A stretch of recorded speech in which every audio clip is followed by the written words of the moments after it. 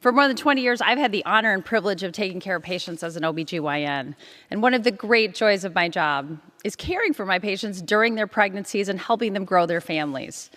I carry my patients and their stories with me, and they inform my work here in Congress. I think about them and all the challenges new parents face during pregnancy and then after they head home with their new baby, recovering from the delivery, adjusting to life with a little one, accessing the care they and their family need, balancing caregiving and work, making ends meet, the cost of raising children in the United States. It's a lot. And I think about all the babies I've delivered whose moms got their health care through Medicaid and how critical that was to help them get off to the best possible start. And it's because of those patients and patients all across the country that I stand here today both incredulous and outraged that the Republican majority in Congress is shoving a budget through that will gut Medicaid, the very health insurance program that covers 40% of all births and insures almost half of all children in our country. As an OBGYN, as a mother, as a member of Congress, as an American, this is unconscionable to me. We already have a maternal health crisis in our country. Let's look at the facts about that maternal health care crisis we face now. And remember, that is before we got Medicaid. In more than half our country, women do not have a place to go to get obstetric care.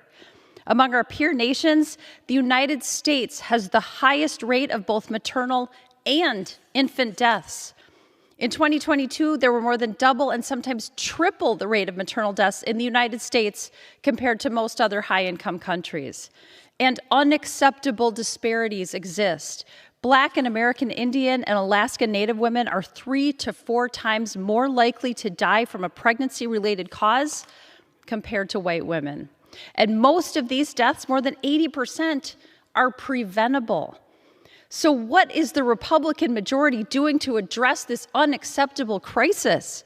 Instead of working to find ways to improve women's health and to help moms and babies, they are shoving a budget through that will devastate our nation's maternal health care and decimate many of our hospitals and clinics. It will unequivocally make our nation's maternal health crisis worse.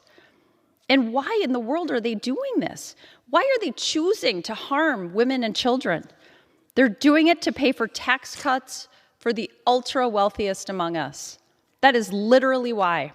To make the math work to cut taxes for billionaires.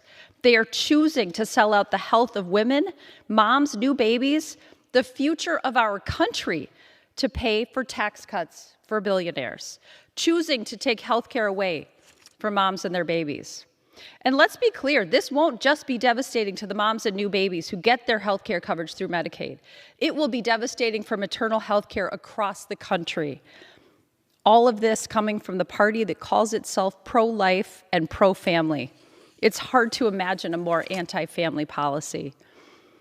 So instead of wasting time musing around ridiculous ways to persuade women to have more children, like giving medals for having 6 or more babies, I would like to remind my Republican colleagues that they could start with something real, meaningful, and impactful right now by not gutting the health insurance program that covers almost half of all births and half of all children in our country.